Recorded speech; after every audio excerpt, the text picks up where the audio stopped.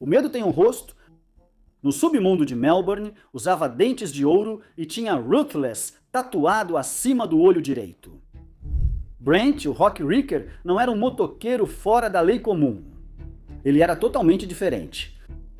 Com 1,88 metros de altura e um porte musculoso que lhe rendeu o apelido de The Rock, Wrecker chamava a atenção sem dizer uma palavra.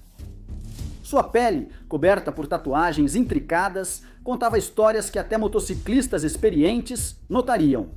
BJ, como era chamado por amigos, família e pelo esquadrão de crimes de gangues, foi pioneiro das tatuagens no rosto, tendência hoje amplamente imitada. De fundador de clube na adolescência a notório presidente dos Finks, seu caminho foi tudo menos comum. Também chegaram informações sobre uma nova gangue de motoqueiros fora da lei vinda do Canadá para a Austrália Ocidental. Esse grupo se chama Rock Machine. Como um homem passa de ser um dos motoqueiros mais temidos da Austrália a tirar a própria vida em uma cela de prisão? A história de Brent Wrecker não é só mais um conto sobre a queda de um fora da lei. É uma narrativa complexa de poder, irmandade e o preço de viver a vida segundo as próprias regras. Irmãos, preparem-se! Esta é uma história sobre ambição, violência, redenção e, no fim das contas, tragédia. Uma história que mostra que até os mais fortes não são invencíveis. Uma história que precisa ser contada.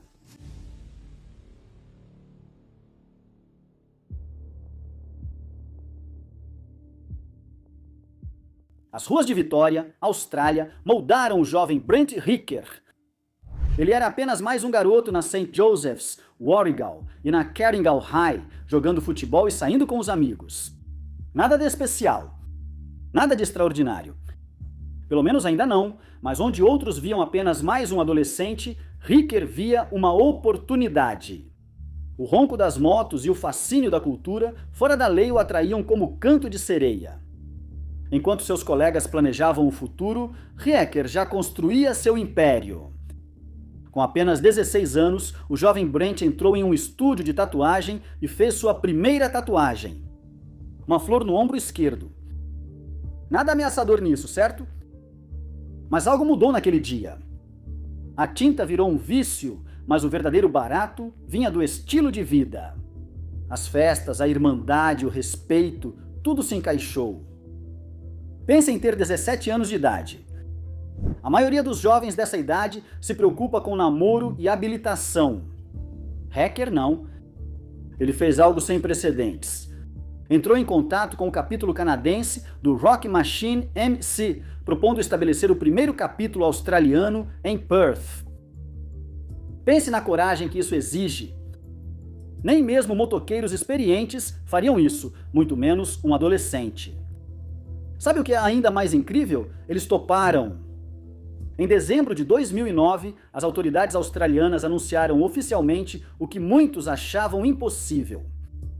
A Rock Machine havia chegado a Perth com Wrecker, ainda adolescente, no comando. A gangue se chama Rock Machine e tem suas origens no Canadá. No universo dos motoqueiros fora da lei, território vai além de propriedades. É uma questão de respeito. É uma questão de cumprir seu tempo e conquistar seu lugar. Brent pulou tudo isso. Ele entrou direto e fincou sua bandeira. As consequências que se danem. Os clubes já estabelecidos, especialmente o Rebels MC, viram isso como um enorme sinal de desrespeito. Como ousa esse jovem novato trazer um clube estrangeiro ao território deles sem pedir permissão? Mas Brent ignorava as regras antigas e escrevia sua própria cartilha.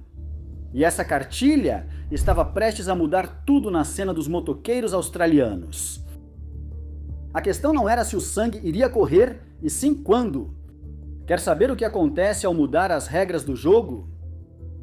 Irmãos, vocês estão prestes a descobrir, porque o que veio a seguir abalaria a cena dos motoqueiros australianos até os alicerces.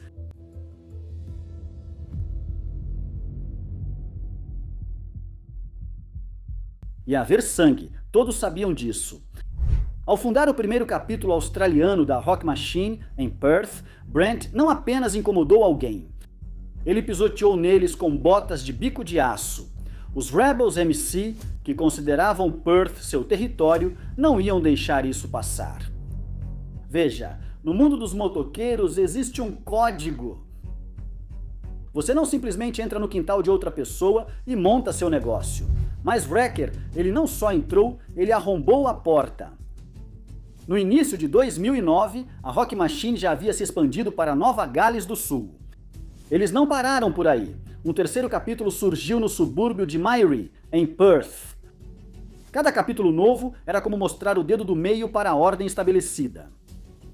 E quando membros dos Rebels começaram a trocar de clube e passar para a Rock Machine, bem, foi aí que as coisas passaram de ruim para pior. 10 de julho de 2010.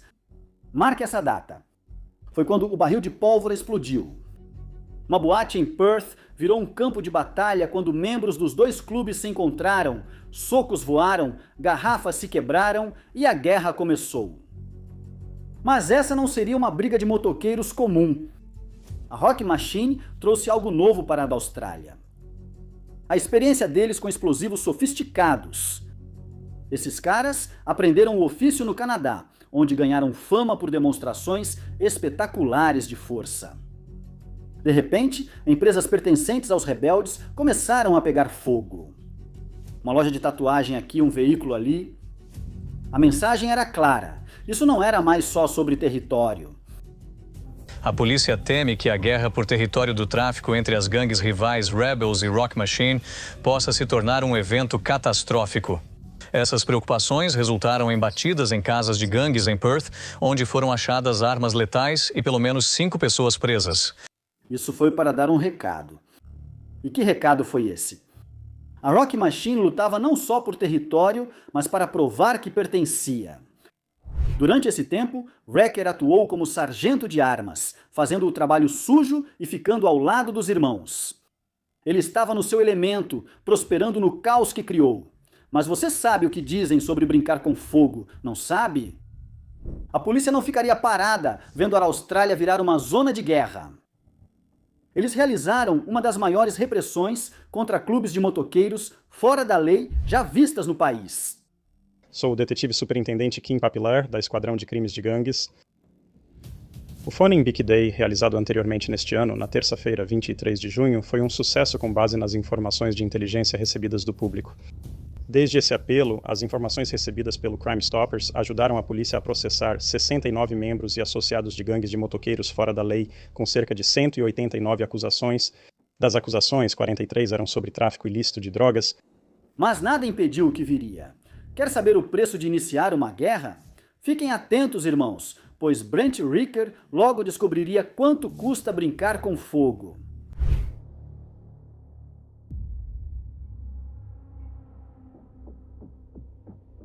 Tudo muda, até os homens mais duros quebram. Para Brent, o ponto de ruptura ocorreu em uma cela na véspera de Ano Novo de 2011. Ele acabou pegando 3 anos de prisão por extorsão. A história diz que ele deu a 2 aspirantes uma escolha: pagar $2.000 ou enfrentar as consequências. Eles escolheram a terceira opção. Eles foram à polícia. Não é nada rock and roll, mas foi o que ocorreu. Mas a prisão, isso não foi o que o quebrou. O verdadeiro golpe veio com a notícia sobre seu irmão Tyrone. Enquanto Brent estava na cela, seu irmãozinho resolveu partir antes. Suicídio na véspera de Ano Novo. Isso sim foi um choque de realidade. Já notou como às vezes só ao perder tudo descobrimos o que realmente importa? Quando Ricker saiu, ele era um homem transformado. Ele rompeu totalmente com a Rock Machine. Surpreso? Veja o que vai te surpreender. Ele entrou para os Sphinx MC. Agora, os Sphinx não eram exatamente santos. Eles estavam sob a mira das autoridades desde 2001. A reputação deles, digamos que precisava de uma melhorada.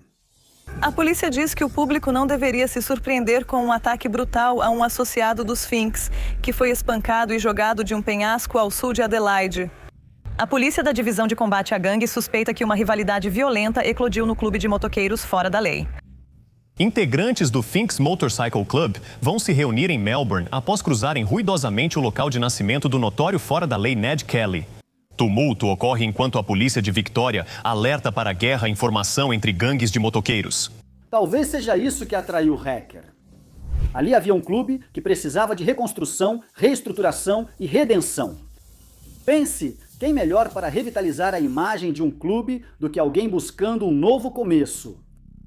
Em 2014, os Finks estavam passando por uma transformação completa. Eles até mudaram o design do seu patch, tentando abandonar a imagem de bobo da corte por algo mais sério. Mas então, em 2015, as coisas pioraram. A polícia mirou no Finks MC e quase fez com que eles encerrassem as operações em toda a Austrália. A polícia realizou buscas em 20 propriedades dos Finks e prendeu 17 membros dos clubes de motociclistas. Cada membro foi acusado de múltiplos crimes, incluindo drogas, armas, extorsão, tentativas e planejamento de sequestro. Praticamente todas as acusações possíveis. Mas Hacker enxergava um futuro melhor para o clube. Ele foi subindo desde a base, sem atalhos desta vez. Sem garoto de 17 anos ligando para o Canadá pedindo permissão. Era sobre conquistar respeito à moda antiga. E ele conquistou sim, chegando a se tornar o presidente nacional dos Finks. A missão dele? Mudar a visão das pessoas sobre o clube. Ele encerrou capítulos rebeldes em Gippsland e Melbourne. Ele queria construir algo legítimo do qual seus irmãos se orgulhassem. Algo que não fizesse a polícia pará-los, esperando encontrar armas e drogas. Mas tem uma coisa sobre tentar mudar o jogo. Alguns não querem jogar com novas regras. E algumas pessoas, elas não gostam de mudanças de jeito nenhum.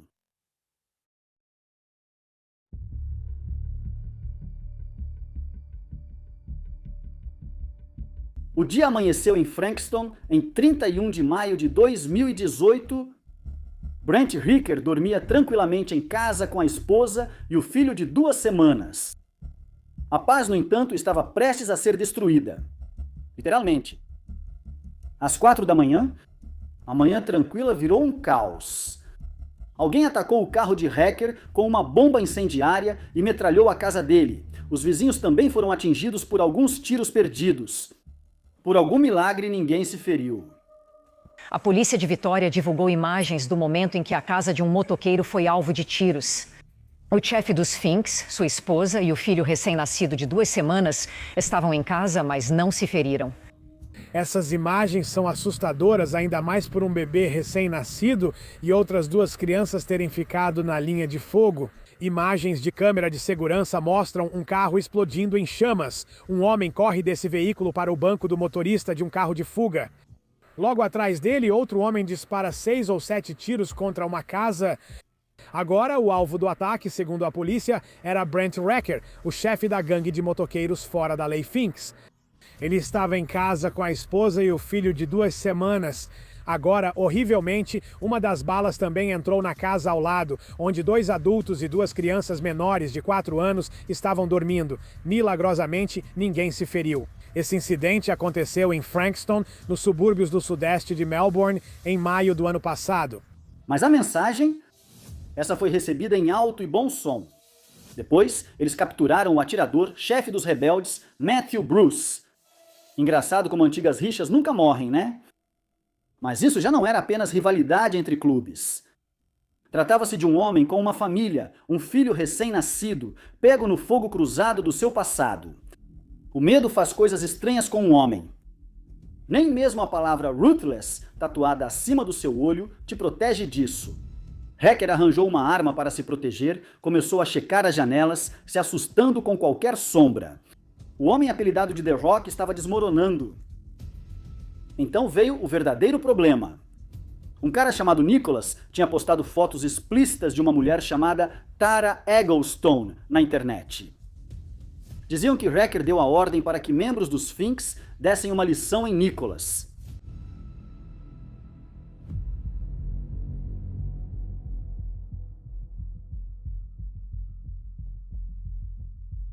Tacos de beisebol, chaves de roda, ameaças contra a família? Você sabe como essas coisas são. Ele voltou para a prisão de avaliação de Melbourne. Quando conseguiu fiança, Hacker tomou uma decisão que chocou a todos. Ele queria sair, não só da cadeia, mas da vida completamente. o notório motoqueiro começou a falar sobre sair do clube, conseguir um trabalho legítimo, ser alguém que seu filho pudesse admirar. Ele até começou a tirar as tatuagens. Pense nisso por um momento. Esse homem, cujo corpo contava a história da sua vida em tinta, estava tentando apagar o seu passado. Mas o passado ainda não tinha terminado com ele. O Ministério Público ganhou um recurso que anulou a decisão de sua fiança. Ele voltou para a prisão poucos dias antes de seu filho de 1 ano passar por uma cirurgia. Às vezes o timing é tudo. A depressão é um desgraçado sorrateiro. Ela não liga para o quão durão você é, quantas tatuagens tem ou sua posição no clube. Ela se infiltra pelas brechas da sua armadura e faz morada ali. No caso de Brent Ricker, essas brechas surgiram na Melbourne Assessment Prison. O homem que antes causava medo nos corações de seus inimigos, agora lutava apenas para manter a cabeça fora d'água. Várias tentativas de suicídio levaram a sua transferência para Ravenhall, a unidade especializada em saúde mental de Victoria. Dizem que ele reclamava de tédio lá e cancelava consultas médicas. A equipe o transferiu para outra unidade por receio de sua influência sobre outros detentos. Eles deveriam ter se preocupado mais com a influência que ele tinha sobre si mesmo. 12 de dezembro de 2019. Os guardas notaram algo estranho. Papel higiênico cobrindo a cela dele, um colchão bloqueando a porta. Quando finalmente conseguiram entrar à força, eles o encontraram. Brent, a rocha. Ricker havia seguido o caminho do irmão, se enforcando em sua cela. Então, o que podemos pensar de um homem como Brent Ricker? O adolescente ousado o suficiente para fundar um capítulo internacional de motoclube, que evoluiu para um líder tentando legitimar seu clube, apenas para terminar seus dias sozinho em uma cela de prisão. Ele era um herói, um vilão ou apenas um homem preso entre dois mundos? Talvez a resposta esteja nas contradições. O capanga implacável que queria ser exemplo para o filho, o fora da lei buscando o caminho certo. O homem cheio de tatuagens tentava apagar seu passado. No final, a história de Ricker nos lembra que, mesmo no mundo fora da lei, nada é preto no branco.